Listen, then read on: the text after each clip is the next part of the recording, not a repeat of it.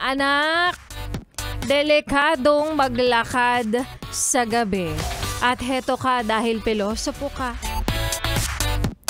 Sumayaw pa uwi. Charot. Nag-isip siya bigla. And again, that was Dance With You by Skastakli.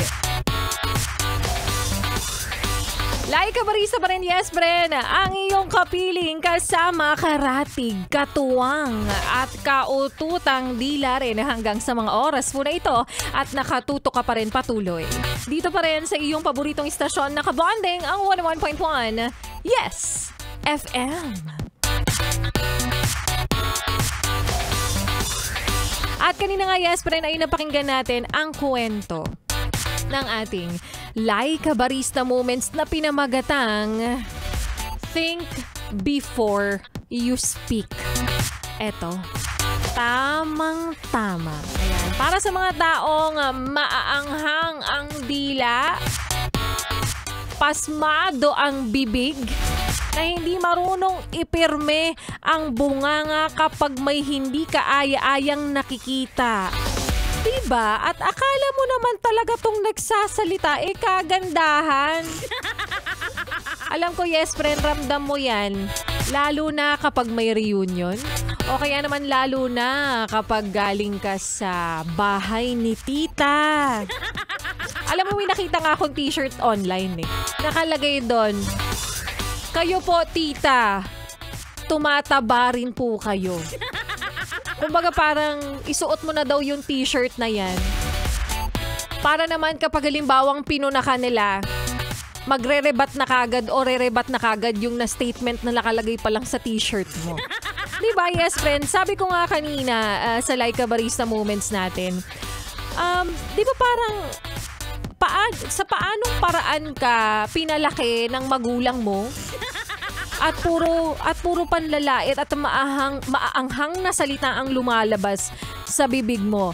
'Di ba, yes, friend? At ang sabi ko nga rin kanina, na parang is it that hard to choose kind words and be sensitive sa lahat ng pwede mong sabihin, 'di ba?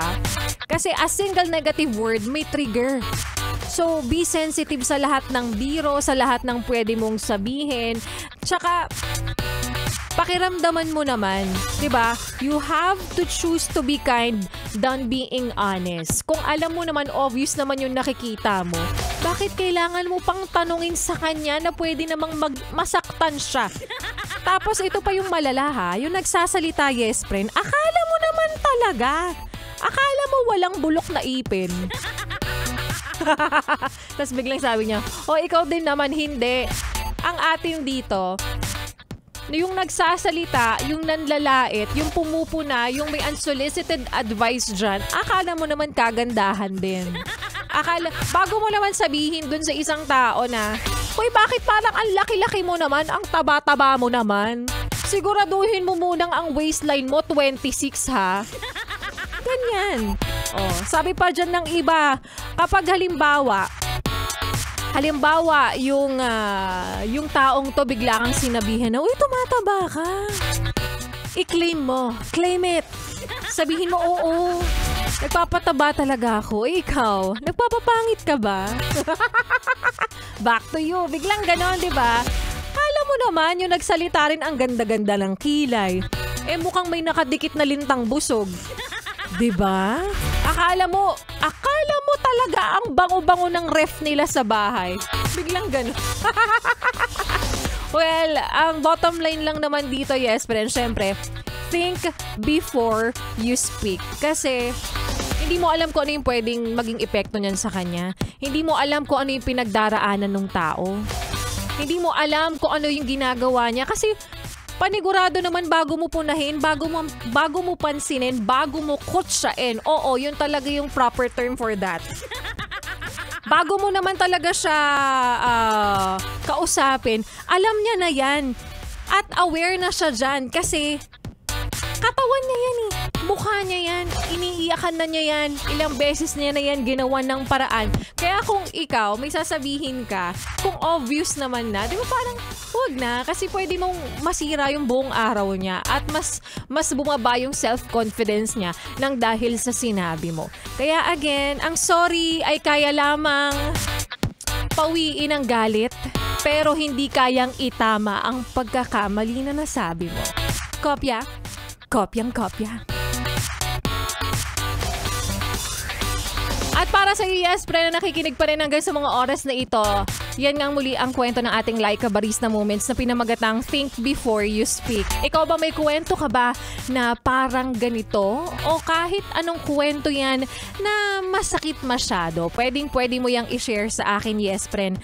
At gawin po nating parte ng ating Laika Barista Moments. Pwede mo akong i-PM sa aking Facebook fan page na Laika Barista. Hindi kita papangalanan. Bibigyan kitang AKA kung ayaw mong sabihin ang iyong tunay na pangalan kapag i-share mo yan sa akin. Huwag kang mag-alala. Tayo lang. 3 lang tayo makakaalam ng kwento mo. Ikaw ako at ang mga listeners ng 101.1 Yes F. Charot. Kopya? Kopyang? Kopya. Orsha, yes friend, maraming salamat sa iyong pagtutok, sa iyong pakikinig.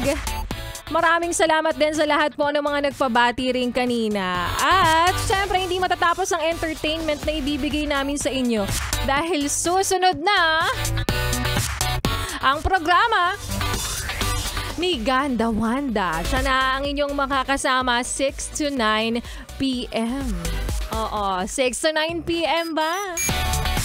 Ang inyong gustong mapakinggan? Si Ganda Wanda na ang bahala sa iyo dyan. 6 to 9? Kaya naman tutok lang, yes friend, kasama rin ang susunod nating kanta na para sa iyo. Sa mga lalaking pinaglalaroan ng damdamin ng mga babae, naku, ang masasabi ko lang sa'yo, ang masasabi ko lang talaga sa'yo, hype ka, boy! Hype ka talaga, boy. Oo, kaya naman here's Hype Boy by New Jeans. I just want to, you know, guys, may tao dito sa booth. Kumakabilang stasyon bago ko i-intro ang bagong song ko. Kaya naman, heto na talaga siya. Oo, by New Jeans. Hype Boy, dito pa rin sa 101.1 Yes FM.